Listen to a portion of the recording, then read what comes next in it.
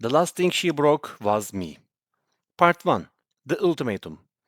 There is a specific kind of silence that follows a marriage ending conversation. Not peaceful, not empty. It is the silence of a man staring at the ceiling at 2 a.m., replaying every word, wondering which moment was the one where everything quietly died. For me, that moment came on a Tuesday. My wife Diane sat across from me at the kitchen table with a strange look in her eyes, like she had already made up her mind before she opened her mouth, like the conversation was a formality. She said she wanted to be open marriage, and when I looked at her, really looked at her, I saw something unfamiliar, a distance, a restlessness, like she had been living behind glass for months and I hadn't noticed. I said no. She said, then I want a divorce. Those 5 words didn't land like a bomb. They landed like ice water, slow and cold. I sat there, a grown man, completely disarmed, trying to understand how the woman I had loved since 8th grade was sitting there, 3 feet away from me and already somewhere else entirely. I gave in. God help me, I gave in. What I didn't know then was that she didn't just want permission. She wanted absolution. She had already chosen her path. She just needed me to open the gate. Within 2 weeks, she was going on dates. Within a month, she was in a relationship. Not with stranger she met online. With her manager, a man I had shaken hands with at her company Christmas party. A man who had looked me dead in the eye and called me a lucky guy. I found out she had brought him to our house on a Thursday afternoon. I came home early from a work call and walked into a scene I would spend the rest of my life trying to unsee. I stood in a doorway of our bedroom, and the world went very, very quiet. Then it wasn't quiet at all. I erupted. Every ounce of composure I had ever possessed was gone.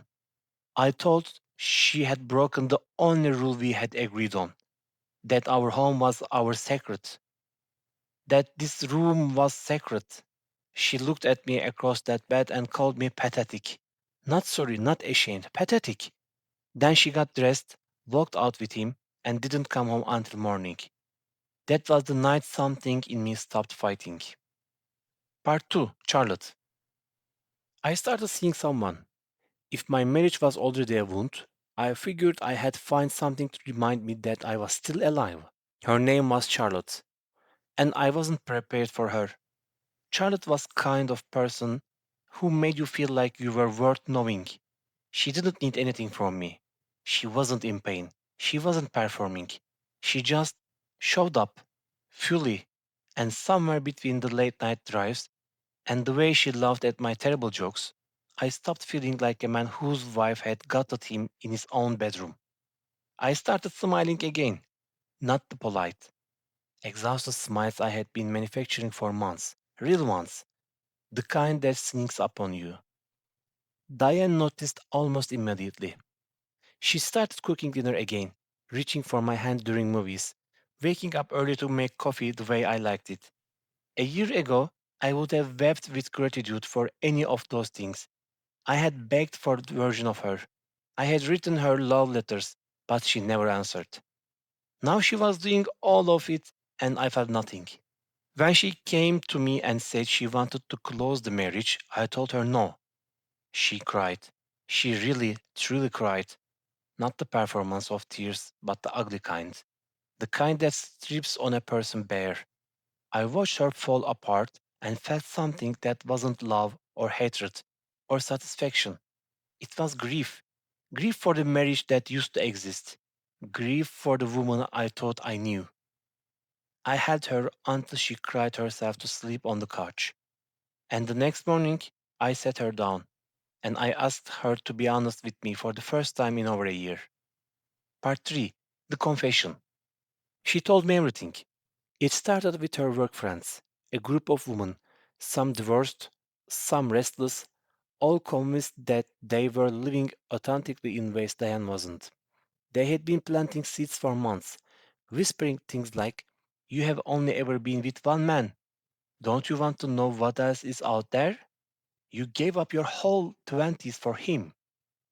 Diane had been with me since she was 14 years old. She was my first love. I was hers.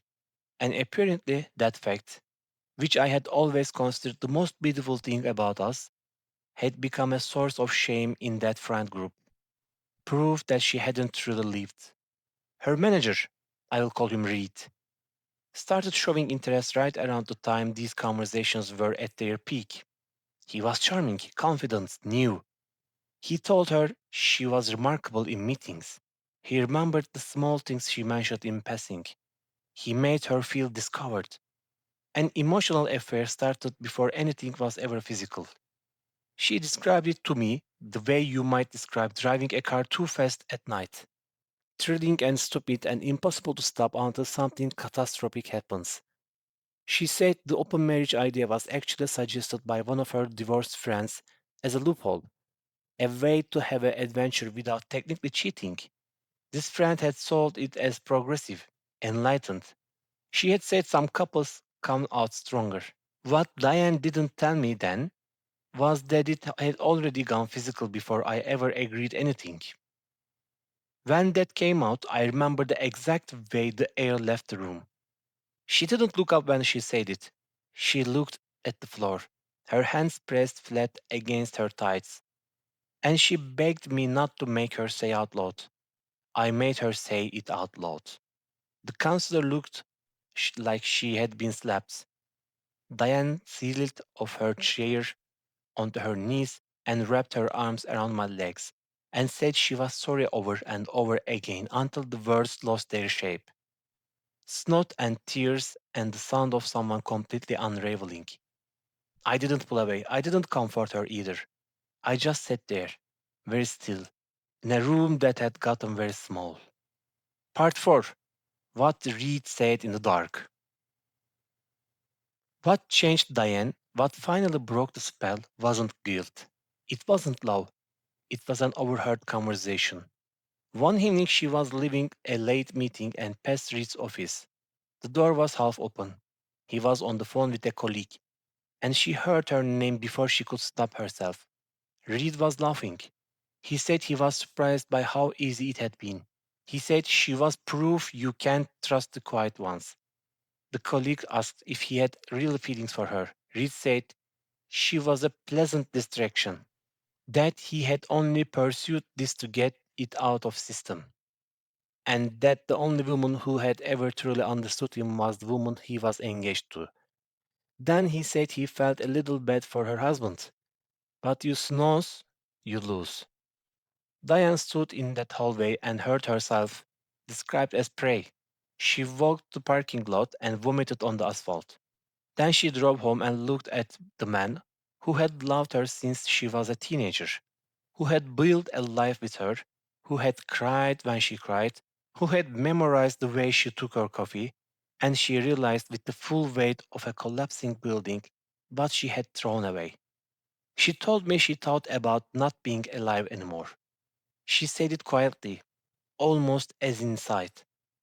The way people say the most devastating things, softly, looking sideways, like they are not sure they deserve to say it out loudly. The counselor caught it. So did I. We both held very still. She said it passed. That what pulled her back was the thought of me, of us. I told her I needed time away from her to think, that it wouldn't be fair to Charlotte to simply disappear. And when I said Charlotte's name in that room, something happened to Diane's face that I still haven't found the right word for. It was like watching someone realize for the first time that the fire they had started had grown too large to call back. She sobbed until she couldn't breathe. She grabbed my arm with both hands like I was ledge. It took 20 minutes and the counselor's full intervention to get her calm enough to leave the building. I packed a bag that night and moved into my brother's apartment. Part 5. The Unraveling of Others. Sometimes the universe has a dark sense of symmetry. A few days later, while I was picking up some belongings from the house, deliberately timed for when I thought Diane would be out, I found her sitting surrounded by our wedding photos. every framed picture from every wall, laid out on the coffee table like evidence of a life. She had been crying before I walked in. She kept crying after. She tried to hug me. I stepped back. She tried to make me lunch. I declined. Then she showed me her phone. Diane had helped her former friend, one of the women from the group who had her own affair with Reed, expose him to HR, the upper management, and to his fiancée. Reed had sent serious, furious messages from a new number after she had blocked the first. He called her a traitor. He called her several other things I won't repeat. Diane had done this not for revenge. She had done it because she thought removing the secret might give our marriage a fighting chance, give it oxygen, give it room to breathe. I told her I was glad she had that courage to do it. I told her it didn't change anything between us. The friend, I called her Nina, reached out to me separately. She wanted my account of events. Evidence, she said. She looked like a woman who hadn't slept in weeks because she hadn't. The dark circles, the red dimmed eyes, the way she held her coffee cup in both hands like she needed something to anchor her. Nina had been pregnant. The stress of losing everything, her boyfriend, the affair, her job security, had caused her to miscarry. She told me this the way you had confessed a priest, quietly, with no expectation of absolution. She said she barely recognized herself in the mirror anymore, that she had agreed to meet me partly because she wanted to take responsibility, and partly because she needed to look someone in the eye who had been hurt the way she had been hurt and confirm that she wasn't the only one. Reed lost his job. His fiancée left him. The career he had spent a decade building is by all accounts finished. I felt nothing in particular about any of that. Part 6. What Charlotte gives me. Here is what I haven't said yet. Charlotte knows everything. She knows I'm separated. She knows about the counseling. She knows about Diane. And she hasn't pressured me once. She hasn't given me ultimatums or timelines or tearful speeches about where this is going. She just there, present, patient in a way that doesn't feel like waiting. It feels like choosing. Being with Charlotte doesn't feel like an escape from pain. It feels like remembering who I am when no one is asking me to be smaller. My brother thinks I should finalize the divorce and move forward. I have spoken to lawyer. The paperwork exists. It sits in a folder on my brother's kitchen counter, like a verdict I haven't delivered yet. Individual counseling starts next week. I want to understand the numbness. I want to understand why Diane's tears don't move me in the way once would have. Whether that's grief hardened into armor, or whether it's something I need to address before I make any permanent decisions. Because here's truth I keep circling back. The man who cried over when Diane first said she loved him, the 14-year-old kid who thought he had found his person and spent 15 years building a life around that belief, that man doesn't exist anymore. She didn't just end the marriage, she ended the version of me that existed inside it. And I'm still learning who I am without him. Part 7. The Last Visit. The last time I went back to house, she was standing in the hallway when I came through the door. She had tried something, perfume, maybe or particular way she used to wear her hair, and she wanted my attention. There was a vulnerability in the effort that I recognized from years ago, a younger version of her, the version I fell in love with. She stepped toward me, I stepped back. She asked me, and I will never forget the way her voice cracked when she said it. What does Charlotte give you that I can't?